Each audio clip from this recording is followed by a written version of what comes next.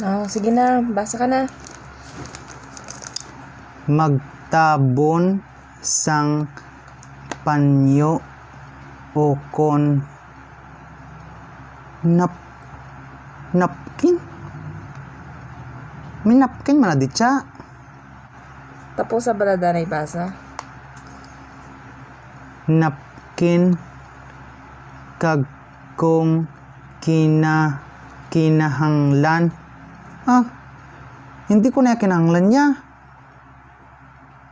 Napkin, inabutang na sa baba siya, ha?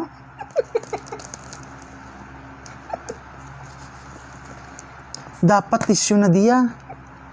Kaya man din ginagamit ang napkin, how? Sa bilat eh. Mengapa mudahnya hatimu mendua ke lapang dan dada.